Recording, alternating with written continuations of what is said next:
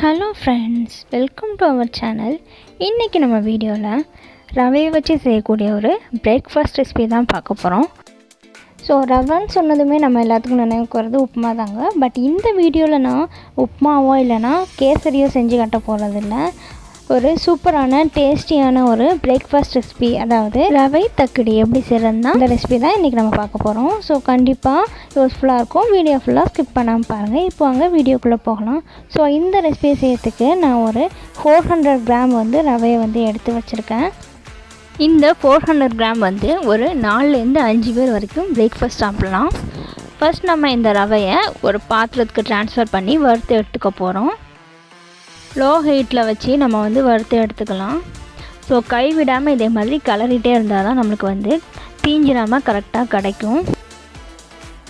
Morning பிரேக்ஃபாஸ்ட்னாலே நம்மளுக்கு சிம்பிளாக இருந்தால் தாங்க வேலை சீக்கிரமாக முடியும். அதனால் நம்ம ஈஸியாக உப்புமாவை செஞ்சு வச்சுடுவோம். பட் அது சாப்பிட்றதுக்கு ரொம்பவே கஷ்டம். இனிமேல் நீங்கள் உப்புமாவுக்கு பதிலாக இதே மாதிரி செஞ்சு கொடுத்தா கண்டிப்பாக எல்லாத்துக்குமே ரொம்ப பிடிக்கும். எல்லாருமே விரும்பி சாப்பிடுவாங்க. இதுவுமே சீக்கிரமாக செய்யக்கூடிய ஒரு ரெசிபி தான். ஸோ ரவையை பொறுத்த வரைக்கும் சீக்கிரமாக குக் ஆகிடும். ஸோ அதை வச்சு இதே மாதிரி நம்ம ஒரு தக்கடி செய்யும்போது நல்லா டேஸ்ட்டாக இருக்கும். ஸோ ரவை ரொம்ப கலர் சேஞ்ச் பண்ணுற அளவுக்கு வறுக்கக்கூடாது. லைட்டாக அதோட ஸ்மெல் வர வரைக்கும் தான் நம்ம வறுக்க போகிறோம். ஸோ பாதி வறுத்ததுக்கப்புறமா கொஞ்சம் ஒரு 2 ஸ்பூன் ஆயில் சேர்த்துட்டு இதே மாதிரி நல்லா பரட்டி விட்டால் இன்னுமே அது ஃப்ளேவர் கிடைக்கும். ஸோ நல்லா ஸ்மெல் வந்ததுக்கப்புறமா நம்ம ஆஃப் பண்ணிடலாம். ஆயில் சேர்த்துட்டு ஒரு 2 செகண்ட் வறுத்து எடுத்துக்க போகிறோம். ஸோ இந்த ஸ்டேஜ் வந்ததும் நம்ம ஆஃப் பண்ணிடலாம். ஸோ பாருங்கள், ரொம்ப சேஞ்ச் ஆகிடக்கூடாது. இதேமாதிரி லைட்டாக ஒன்று ப்ரௌனாக இருக்கணும். தென் வறுத்ததுக்கப்புறமா இந்த ரவையை நம்ம வேறு பாத்திரத்துக்கு ட்ரான்ஸ்ஃபர் பண்ணிவிட்டு இதே பாத்திரத்தில் இதை நம்ம தாளித்து எடுத்துக்க போகிறோம். ஸோ அதுக்கு தேவையான ஒரு 5 ஸ்பூன் ஆயில் நான் சேர்த்துருக்கேன். ஸோ ரவையை வேறு பாத்திரத்தில் ட்ரான்ஸ்ஃபர் பண்ணிட்டேன். தென் ஆயில் ஹீட் ஆனதும் ஒரு வெங்காயம் சின்னதாக கட் பண்ணி வச்சுருக்க ஒரு வெங்காயத்தை இதோடு ஆட் பண்ணிக்க போகிறேன். ஸோ வெங்காயம் ஆயிலில் ஃப்ரை ஆகி வரட்டும். தென் இதோடு நம்ம கட் பண்ணி வச்சுருக்க 2 தக்காளியுமே ஆட் பண்ணிக்க போகிறோம். ஸோ ஒரு வெங்காயம் தென் 2 தக்காளி சேர்த்து ஆயிலில் நல்லா ஃப்ரை பண்ணி எடுத்துக்கலாம்.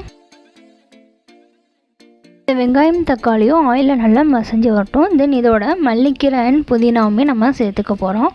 தென் ஒரு ஸ்பூன் நிறைய இஞ்சி வெள்ளைப்பூடு பேஸ்ட் சேர்த்துக்கலாம்.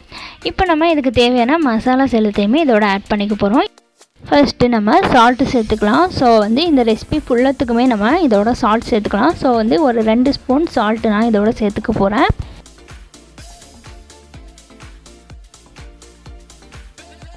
தென் வீட்டில் யூஸ் பண்ணக்கூடிய குழம்பு மிளகாய் பொடி ஒரு 2 ஸ்பூன் சேர்த்துக்க போகிறேன்.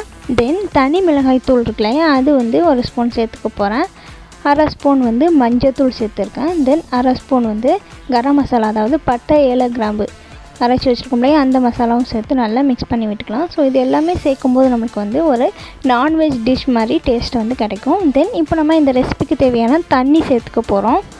ஸோ தண்ணி பார்த்தீங்கன்னா 1க்கு 2 அப்படிங்கிற அளவுக்கு நம்ம சேர்த்துக்க போகிறோம். அதாவது நீங்கள் ஒரு 400 கிராம் ரவை எடுத்துக்கிட்டிங்கன்னா அதை ஒரு கப் கரெக்டான கப்பில் வச்சு அளந்துக்கிட்டிங்கன்னா அந்த கப்புக்கு 2 கப் நீங்கள் தண்ணி சேர்த்தா கரெக்டாக இருக்கும். தென் இப்போ இந்த ரவையோட நான் துருவின தேங்காய் கொஞ்சமாக சேர்த்துருக்கேன். தென் ஒரு 2 வெங்காயம் சின்னதாக கட் பண்ணி இதோட சேர்த்துக்கலாம். தென் எக்ஸ்ட்ரா இருக்க கொஞ்சம் தேங்காவை இந்த மசாலா தண்ணியோட ஆட் பண்ணியாச்சு. இப்போ இந்த மசாலா நல்லா கொதித்து வரட்டும். அதுக்குள்ளே நம்ம இந்த ரவையை கொழுக்கட்டை பிடிச்சி எடுத்துக்கலாம். இப்போ இந்த வறுத்து வச்சுருக்க ரவையில் கொஞ்சம் கொஞ்சமாக தண்ணி ஆட் பண்ணிக்க போகிறோம். ஸோ நான் இந்த மிக்ஸி ஜாரை அலசி அந்த தண்ணியை தான் சேர்த்துருக்கேன். ஒரு அரை டம்ளர் தண்ணியை இதே மாதிரி லைட்டாக தெளித்து விட்டு நம்ம நல்லா மிக்ஸ் பண்ணி விட்டுக்கலாம். ஸோ ரவையை வறுத்து வச்சுருக்கிறதுனால கொஞ்சம் ஹீட்டாக இருக்கும். அதனால் இதே மாதிரி எதையாவது வச்சு நம்ம நல்லா மிக்ஸ் பண்ணி விட்டுக்கலாம். நீங்கள் தேவைப்பட்டால் இந்த ரவையோட பச்சை மிளகாய் அண்ட் மல்லிக்கீரையுமே ஆட் பண்ணலாம். பட் எல்லாமே நான் இந்த மசாலா தண்ணியில் ஆட் பண்ணதுனால இதில் தேங்காயும் வெங்காயம் மட்டும்தான் ஆட் பண்ணியிருக்கேன். இப்போ நம்ம இதை ரவுண்ட் பண்ணி எடுத்துக்கலாம். ஸோ இதில் அதிகமாக தண்ணி சேர்த்துடக்கூடாது. தண்ணி கொஞ்சமாக இந்த கொழுக்கட்டை பிடிக்கிறதுக்கு ஏற்ற மாதிரி தான் தண்ணி சேர்க்கணும். ஸோ தண்ணி சேர்த்து இதே மாதிரி கிராக் எதுவும் இல்லாமல் நம்ம குட்டி குட்டியாக அந்த கொழுக்கட்டையை பிடிச்சி எடுத்துக்கலாம். நம்ம வந்து இந்த ரவையை வந்து கொழுக்கட்டை பிடிக்கும்போது நம்ம மசாலா தண்ணி கொதிக்க வச்சுருக்கோம் இல்லையா, அந்த தண்ணியை சேர்த்து கூட கொழுக்கட்டை பிடிக்கலாம், இன்னுமே டேஸ்ட்டாக இருக்கும். பட் அந்த தண்ணி சேர்க்கும்போது நம்ம மறுபடியும் அந்த கொழுக்கட்டையை சேர்த்து பாயில் பண்ணும்போது அது வந்து உடையத்துக்கு சான்ஸ் இருக்குது. ஸோ கேர்ஃபுல்லாக நம்ம வந்து பார்த்து கொஞ்சமாக சேர்த்துக்கணும். இப்போ பாருங்கள், நான் மீதமுள்ள மாவில் இந்த மசாலா தண்ணியை ஒரு 2 ஸ்பூன் மட்டும் சேர்த்துக்க போகிறேன். கொஞ்சமாக இந்த தேவைக்கேற்ப சேர்த்து, இதுவுமே நல்லா ஹீட்டாக இருக்கும். ஸோ நல்லா பரட்டி விட்டு பார்த்து நம்ம வந்து கொழுக்கட்டை பிடிச்சி எடுத்துக்கணும். ஸோ இந்த வறுத்து வச்சுருக்க ரவையில் வந்து கொஞ்சம் அதிகமாக நம்ம தண்ணி சேர்க்காமல் கவனமாக கொழுக்கட்டை பிடிக்கும்போது நம்மளுக்கு வந்து பெர்ஃபெக்டாக கிடைக்கும். ஸோ இது வந்து நம்ம நார்மல் தண்ணி சேர்த்து பண்ணது. இது வந்து மசாலா தண்ணி சேர்த்து கொஞ்சம் கொழுக்கட்டையை வந்து நம்ம வந்து பிடிச்சி எடுத்துக்கலாம். இன்னொரு சைட் பார்த்திங்கன்னா நம்ம மசாலா தண்ணி நல்லாவே கொதிச்சிட்ருக்கு. ஸோ தண்ணி கொதிக்க ஆரம்பிச்சிட்டுனா வத்த ஆரம்பிச்சிரும். ஸோ நம்ம வந்து அடுப்பை கம்மி பண்ணி வச்சுக்கலாம். தென் இதில் வந்து உப்பு காரம் எல்லாம் கரெக்டாக இருக்கான்னு பார்த்து இந்த ஸ்டேஜில் நம்ம வந்து சேர்த்துக்கலாம். இது வெறுமனே தாளித்து வச்ச தண்ணி மட்டும்தான். ஸோ வந்து ஃப்ளேமை ஃபுல்லாக கம்மி பண்ணிவிட்டு நம்ம வந்து கொழுக்கட்டையை ஃபுல்லாக பிடிச்சி எடுத்துக்கலாம். இப்போ பாருங்கள், நம்ம ஃபுல் மாவுலையும் கொழுக்கட்டை பிடிச்சி எடுத்தாச்சு. தென் இப்போ நம்ம இதை அந்த மசாலா தண்ணியில் சேர்த்துக்க போகிறோம். ஸோ ஃப்ளேமை ஹை பண்ணி வச்சுட்டு நல்லா கொதிக்கும் போதே இந்த கொழுக்கட்டையை ஒன்று ஒன்றா நம்ம வந்து உள்ளே சேர்த்துக்கலாம். ஸோ இதே மாதிரி ஹீட்டான தண்ணியில் சேர்க்கும் போது இந்த ரவை வந்து சீக்கிரமாகவே நம்மளுக்கு வந்து வெந்துடும். ஸோ நீங்கள் வந்து கொழுக்கட்டை பிடிக்கும் போது கரெக்டான பக்குவத்தில் இந்த மாதிரி ட்ரையாக இருக்க மாதிரி பிடிச்சிக்கோங்க. அதிகமாக தண்ணி சேர்த்து பிடிச்சிடக்கூடாது. ஏன்னா தண்ணி எதுவும் கூடிச்சுன்னா இந்த கொழுக்கட்டை வந்து பிரேக் ஆகி நம்மளோட அந்த ரெசிபி வந்து டோட்டலாக சேர்ந்த மாதிரி ஆகிடும். ஸோ ரொம்ப கேர்ஃபுல்லாக இந்த கொழுக்கட்டையை பிடிச்சி எடுத்துக்கலாம். இப்போ நம்ம ஃபுல்லத்தையுமே இதில் சேர்த்தாச்சு. ஸோ இப்போ நம்ம எல்லா கொழுக்கட்டையும் உள்ளே சேர்த்தாச்சு. கரெக்டாக 10 நிமிஷம் இதே மாதிரி நல்லா கொதிக்க விட்டு வேக வச்சு எடுத்துக்கலாம். ஸோ ரவை பொறுத்த வரைக்கும் சீக்கிரமாகவே வெந்துடும். இந்த கொழுக்கட்டையை சேர்த்து நல்லா கொதிச்சதுக்கப்புறமா கொஞ்சமாக அந்த தீயை கம்மி பண்ணி வச்சு அந்த ரவை வேகிற வரைக்கும் வெயிட் பண்ணலாம்.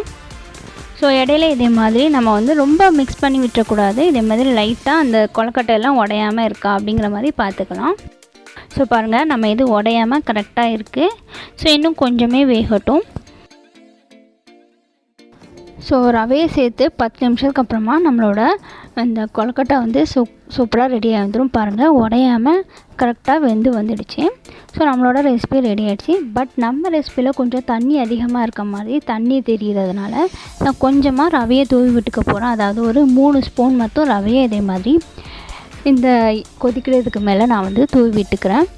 அதாவது ஒரு 50 கிராம் ரவையை வந்து நான் இதே மாதிரி, அதாவது வறுக்காத ரவையை தான் தூவி விடுறேன். வறுத்த ரவையை கூட சேர்த்துக்கலாம், ஒன்றும் பிரச்சனை இல்லை. ஸோ தண்ணி அதிகமாக இருந்தால் மட்டும் இதே மாதிரி நீங்கள் ரவையை சேர்த்துக்கலாம். உங்களுக்கு கரெக்டாக அந்த கொழுக்கட்டையும் அந்த தண்ணி கரெக்டான லெவலில் இருந்துச்சுன்னா நீங்கள் வந்து சேர்க்க தேவையில்லை. ஸோ அந்த ரவையை சேர்த்ததுக்கப்புறமா நல்லா கொதிக்க வச்சுட்டு நம்ம வந்து ஸ்டவ்வை ஆஃப் பண்ணிக்கலாம். ஸோ ஆஃப் பண்ணிவிட்டு ஒரு 10 நிமிஷத்துக்கு அப்புறம் ஓப்பன் பண்ணி பார்த்தா சூப்பரான ரவை தக்கடி நம்மளுக்கு வந்து ரெடி ஆகிடுச்சு. ஸோ பாருங்கள், 10 நிமிஷத்துக்கு அப்புறமா கரெக்டாக பெர்ஃபெக்டான ரவை தக்கடி நம்மளுக்கு வந்து ரெடி ஆகிடுச்சு. அதாவது நீங்கள் ஸ்டவ் ஆஃப் பண்ணிவிட்டு ஒரு 10 நிமிஷத்துக்கு அப்புறம் ஓப்பன் பண்ணால் தான் இதே மாதிரி உங்களுக்கு கரெக்டான பக்குவத்தில் கிடைக்கும். ஸோ இனிமேல் உப்புமாவை விட்டுட்டு இதே மாதிரி டேஸ்ட்டான ரெசிபி வந்து கண்டிப்பாக ட்ரை பண்ணி பாருங்கள். இந்த வீடியோ உங்களுக்கு கண்டிப்பாக யூஸ்ஃபுல்லாக இருக்கும்னு நினைக்கிறேன். இந்த வீடியோ உங்களுக்கு பிடிச்சிருந்தா இந்த வீடியோவுக்கு ஒரு லைக் பண்ணி உங்கள் ஃப்ரெண்டுக்கும் ஷேர் பண்ணுங்கள். மேலும் இதே மாதிரி வீடியோஸ்லாம் பார்க்கணுன்னு நினச்சிங்கன்னா நம்ம சேனலை மறக்காமல் சப்ஸ்கிரைப் பண்ணிவிட்டு பக்கத்தில் இருக்க பெல் ஐக்கனை கிளிக் பண்ணி ஆளுங்கிற பட்டனையுமே கொடுத்து வச்சுக்கோங்க. நெக்ஸ்ட் ஒரு யூஸ்ஃபுல்லான வீடியோஸில் மீட் பண்ணலாம். தேங்க்ஸ் ஃபார் வாட்சிங்.